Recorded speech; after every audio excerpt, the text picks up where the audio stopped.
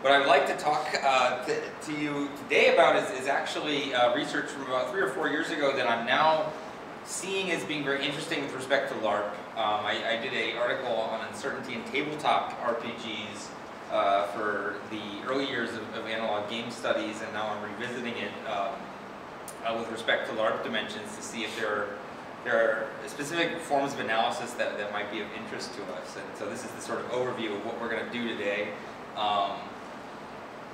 So I'll go over a few premises, then we'll look at uncertainty as a guiding principle of design analysis and some ideological implications of two LARP games. And I'll also say that I'm not just talking about LARP here, but also LARP adjacent activities, which include things like escape rooms, to some degree immersive theater, but definitely also so-called mega games as well as social deception games. And if any of you have thoughts on social deception games, we just put out a call for papers for analog game studies on deception games. So it's something very interesting. These are like games like Mafia or Secret Hitler.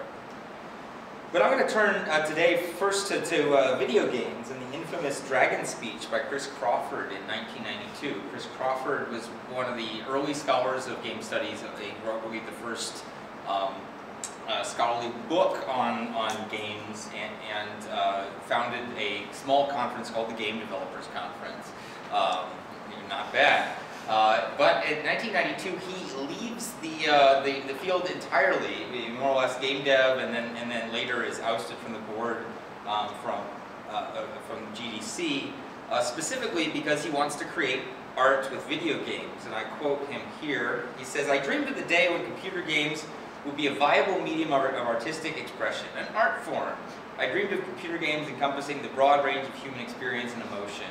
Computer games about tragedy or self-sacrifice, games about duty and honor, patriotism, a satirical game about politics, or games about human folly." Again, these are the dreams of 1992, right?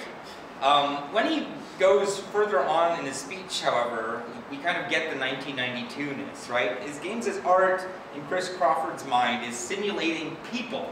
Well, what he really wants, and this is things that are they're in the speech, and you can read it or even watch it online. Improved computer representations of human facial expression, artificial personalities simulating hundreds of different human behaviors, so sort of the whole range of different possibilities, like when you're talking to someone that you like, but maybe you like, but like you're also spreading gossip about them behind their back with someone else, and hundreds of different human behaviors. And then also giving people better player verbs that should shoot or give or take a thing. But is this not LARP? Is the thing that he's talking about not something that we in the non-digital realm actually innovated? In some ways, this is my stance then on Chris Crawford's. I don't know if you know this meme at all, but yeah. So this is Chris Crawford's stance on game art, and this is inspired by a conversation I had with Jose last night, where effectively, computer games and LARP are actually quite very much in bed with each other. And I'll even say that LARP can function as a fulfillment of computer games' promise. Brendan Keogh just put out a book called The Play of Bodies, How We Perceive Video Games, which is literally about the somatic experience of video games, how we feel games, and not just and not just quote unquote play them in this kind of disembodied way. And of course, we had our somatic turn in film studies in 2000 2001 with Vivian Sobchak's article "What My Fingers Knew," which is now a sort of canonical work of embodied play. But again, all this work in media studies is ignorant of all this awesome stuff that we're doing in LARP. LARP, of course, relies on player and predictability, and I also, again, I'm including social deception games in there with their level of role play. But then on the right, we have, College of Wizardry. On the left, Secret Hitler, and of course, all of these rely on the unpredictability of the human that Chris Crawford sought so heavily in computers. And of course, as Lizzie Stark has argued with regards to LARP as technology, LARP allows us to, at a very low cost, rapidly prototype social realities. So, the problem is, of course, that film studies has an aesthetics, and even games now definitely have a long-term aesthetic analysis, but LARPs as an aesthetic project, we're trying to get there. You know, to be able to articulate neutrally, without any value judgment or even any genre judgments of any kind, what is going on in LARP. And I've been trying to do that for a while. So these are 4 of my articles relating to this. I actually couldn't cram all the images on there. I have things on character sheets, on work in LARP, on futurity in LARP, transparency and safety, and emergence, in case you're interested. We would call a mid-level film theory for LARP, which is a mid-level film theory, again, is a high theory in which we're then like debating people like Roland Barthes and what is meaning and that sort of thing, or low theory, which is why a film did or did not sell, but rather the mid-level is the historical and aesthetic and social analysis of how films work on their audience, what is the role of a close-up or a jump cut, and then we can begin to say in LARP, you know, what is the role of a character sheet or of a side plot. Right, and this is of course based on primarily the work of David Bordwell and Kristen Thompson, as well as Noel Carroll. So actually we can say yes, there is a LARP aesthetics that we are building, and one way we can do it is again being agnostic of the origin or genre of a LARP. Doesn't matter if it's a Boffer LARP or a mystery LARP or whatever, that we isolate specific characteristics that they share, and that we then build a profile of a LARP based on LARP cultures and game mechanics, rather than the advertised content of a game or what we perceive you know, the game to be about based on its advertising alone. Again, I use uncertainty then in this way, rather not as a end-all be-all way of judging games, but rather one tool in our toolbox of a larger LARP aesthetics project. So this is just me continuing to try things out. Based on Greg Kostikian's MIT published work, Uncertainty in Games, which I pretty much use all the time, this is a way of looking at all games as engines of exploring uncertainty. Kostikian argues, and of course Kostikian is a role-playing designer himself, uncertainty is a primary characteristic of all sorts of play and not of game alone. If you think like a programmer, you might say that game is a subclass of play and inherits from play the characteristic of uncertainty. So you more or less have play as a way for humans to engage with uncertainty, to make it their own, and that games then add rules to that. Similarly, George Elias, Richard Garfield, and Robert Gutierrez says, if we had to pick one ingredient that was necessary although not sufficient for something to be a game, uncertainty and outcome would probably be it.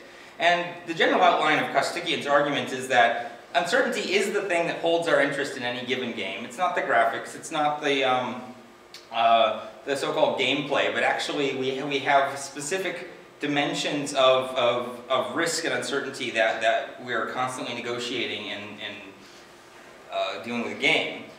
Doubt is therefore what drives our gameplay, rather than win or lose conditions. And then of course we can use subcategories that allow us to judge a Nintendo game next to a LARP, next to poker, and we'll just do that right now, I mean, more or less. So this is a way of putting game design and again, that mid-level theory into the center point of the conversation. So here are the 11 flavors of uncertainty from Greg Kostikian's book, and I'm pretty much spending the rest of my presentation turning these then into actionable aesthetic categories for LARP through other games as well.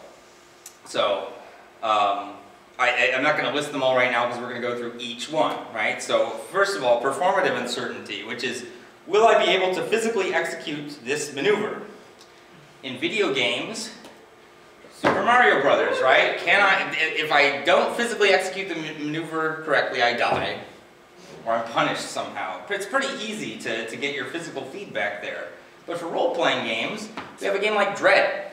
Dread uses the Jenga tower, now star-crossed, right? But Dread is uses the Jenga tower to articulate a horror game being told by multiple people at a table, and this particular RPG means that if you make the wrong pull and the tower crashes, your character dies.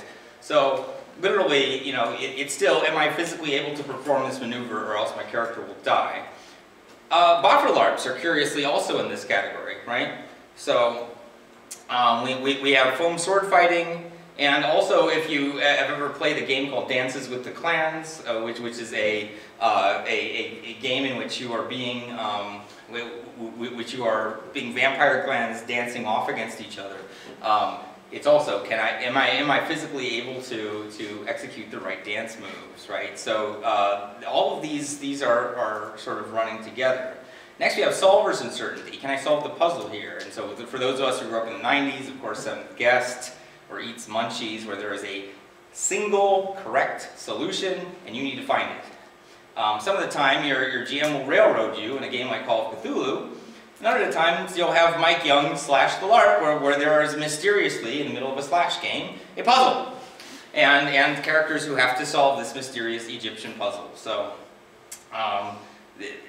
anytime you have puzzles in a game, it's solver's uncertainty. Player unpredictability is the absolute sweet spot of what LARP has to offer, right? Your players will do all kinds of things. And so this question, how is my play experience contingent on the action of others, I see as the core question driving most design. You know, we can see it in products such as Pokemon Go or Ingress or Shadow Cities, where we don't know where our fellow players will come and nuke our territory. We also see it in Team Fortress. We see it in Amber Diceless Role-Playing, where we have an auction system that brutally pits us against each other. Or we see it in Just a Little Lovin', the LARP as a game in which you will hook up with all kinds of random people, and then they might die of AIDS. So, you know, that player unpredictability is a core. I mean, I could put just about any LARP on this slide and say, yes, player unpredictability. Randomness, what will fortune give me? And you can say, okay, you've got a randomizer, random dungeon crawl like NetHack, where it's where all of the dungeons are randomized. You've got a game like Apocalypse World, where randomness functions on according to sort of 2d6, and none of the outcomes are uninteresting. Or you have randomness like in the LARP, The Long Drive Back from Busan, where you literally have to roll a d4 to see how good your Korean boy band performs at the festival, and that's it. There's no arguing with that die, and there's no gaming that system. You guys might have a wonderful band dynamic, you will still suck because the die said you sucked. Analytic complexity. What decision will I make given this complex decision tree, right? World of Warcraft. How should I build my character? Europa Universalis 4. What the hell is going on? There's too many variables. I can't keep this all in play. Oh my god, hero.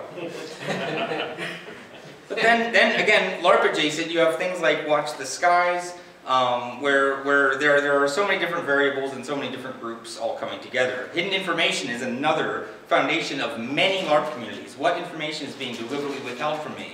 And so you don't actually see your secrets and powers LARPs in dialogue with Minesweeper, but they totally are. Sunshine Boulevard, which I'll skip over, or Hellas Other Vampires, where you don't know who is going to be the first one to kill you. Narrative anticipation. What will happen next in the story, right? Oh no, Eris! Spoiler alert. Or fiasco, right? Where you don't know what weird story your player's going to put out, or if you're from the intercon scene, Magpie, who's going to be taken by the Magpie. Development anticipation is kind of a weird one, right? What will be the new additions or new materials? And this is one that I think was very interesting for LARP, right? Where you're anticipating new, say, versions of a popular role-playing game as they come out. You're also going to stare at this new LARP and be like, what is actually going to happen at this LARP? Or okay, they're going to run this new thing, but how is it going to be different than this other thing? And when you're asking that question, that is actually a dimension of uncertainty, right? Schedule uncertainty. When am I going to be able to come back to this game? And I know I'm short on time, so I will wrap up these dimensions pretty soon. But then, you know, from a LARP perspective, you often, of course, you've got things like Farmville where you don't know if you're going to get back to your phone. But then, you know, you have the Beast, or even New World Madiscore, which is like, I don't know if I'll have the money to go back to a next New World I'm serious. I don't know if I have enough money to go back to the next New World Madiscore, and therefore I don't know if my character's plotline is going to continue. Or the beast, right? I know I'm in love with this beast, but I don't know, to what degree I can still fit this into my schedule. 2 more, and then we'll wrap it up. Uncertainty of perception, which is how can I filter out irrelevant data, right? Where's my character in Geometry Wars? It's just simple. Can you see the screen? Can you see what you need to do? Or you have a LARP such as Aaron Vanek Steeds, where you get visual data from the other guy, and you have to direct them, right? And so you always don't have your own perception. You have to process things. And finally, we'll wrap here on semiotic uncertainty, and I can go through interpretation later in the Q&A. This is, what will my playing this game mean? And especially games that are ruthlessly railroaded. This is, I think, one of the key elements of uncertainty. Gone Home, I don't know, like it's pretty obvious what's all in the game, but it's not certain what you will make out of it.